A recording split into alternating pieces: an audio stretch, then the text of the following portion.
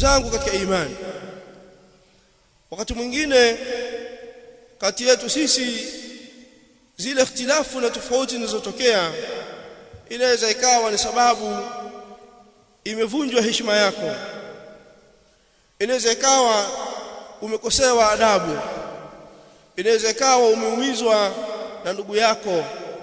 Si kwamba ulizozana naye kuna jambo la msingi ambalo lipo katika mambo ya itikadi na manhaji kati yenu nyinyi.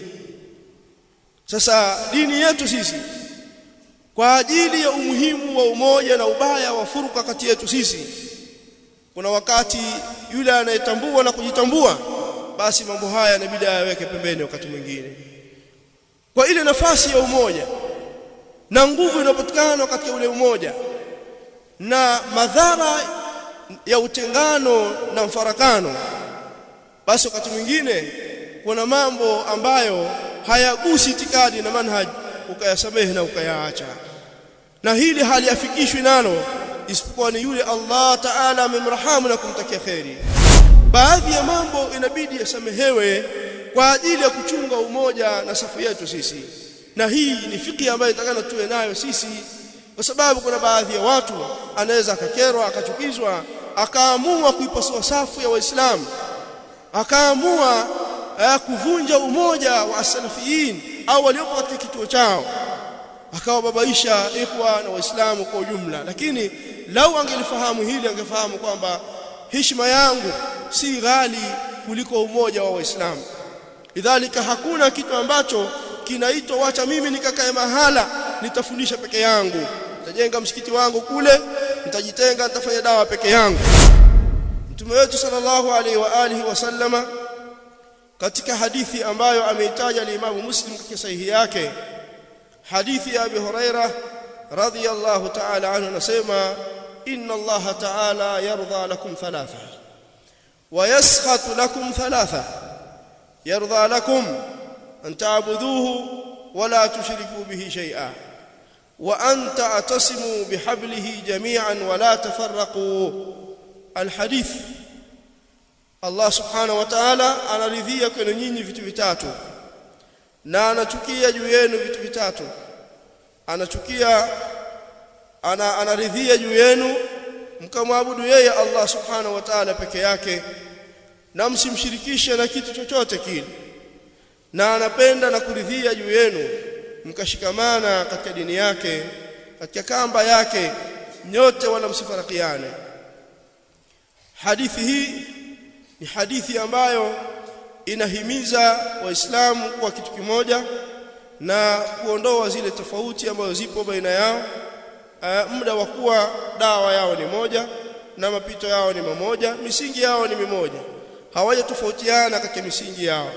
Tofauti ambazo zipo baina yao wanatakikana kuziondoa haraka sana almuslimun, la siyama as-salafiyun. Sasa sisi hapa Mtume sallallahu alaihi wa alihi wasallam alipokuwa anatizama umoja wa masahaba, kuna wakati alikuwa anayasamehe baadhi ya mambo ya msingi na makubwa, muda wa kuwa hayavunji dini na hayavunji itikadi. Mambo mengine ni ya wajibu kwa ajili ya kuchunga umoja wa Waislamu. Ala sabili dhalik, katika njia ya hilo ni katika hadithi iliyopita ya sulhu ya Hudaybiyah. Mtume sallallahu alaihi wasallam alitoka kwa ajili ya kwenda kufanya umra, akazuiliwa na makufara. Na nyinyi mfahamu katika ibada ya umra na hija kuna mambo ya msingi yaliyoamrishwa: wala tahliqu ru'usakum hatta yablugha al-hadi mahillah wa atimmu al-hajja wal-umrata lillah. Al-ayat, zimekuja aya nyingi zikiashiria mambo ya lazima ndani ya ibada hii ya haji. Lakini alipochunga maslahi ya umma na masahaba, baada ya kuzuiliwa akaona haya, wacha tuyasamehe, lakini Allah ataleta kheri zaidi. Aliambiwa asiandike kuwa yeye ni Rasulullah, akamwambia Ali radhiallahu ta'ala anhu afute kwa ajili ya kuchunga umoja na safu ya Waislamu na masahaba kwa kipindi kile, akamwambia futa. Kadhalika Mtume wetu sallallahu alaihi wa alihi wasallam aliposema al-Faruq Umar radhiyallahu ta'ala anhu maneno yalimuelekea almunafiq Abdullah ibn Ubay ibn Salul ya kwamba ala naqtula hadha alkhabith, kwa nini tusimuue huyu munafiki muovu kabisa huyu? Mtume sallallahu alaihi wasallam akasema la yatahaddathu an-nasu anna Muhammadan yaqtul ashabahu, tusifanye hivyo muda wa kuwa huyu amechanganyikana na sisi, watu hawatatufahamu na kutuelewa, wasije wakasema kwamba Muhammad anawaua jamaa zake, ikawa ni sababu ya wengine kuikimbia dawa yetu na safu yetu. Kwa hiyo akaliacha jambo hili, pamoja na kuwa yeye ameamrishwa ndani ya kitabu cha Allah subhanahu wa ta'ala, ya ayuha an-nabiy jahidil kuffara wal munafiqin waghluz alayhim ay shaddid alayhim, lakini akamwambia acha riayatan wa muhafadhatan ala safi wahdati muslimin, kwa ajili ya kuchunga safu ya Waislamu. Mtume sallallahu alaihi wasallam aliambiwa na Aisha kuhusiana na hijr ile ya Ismail, ile sehemu ambapo pale imezungushiwa ilikuwa ni katika Kaaba, pembezoni mwa Kaaba, ilikuwa ni katika Kaaba.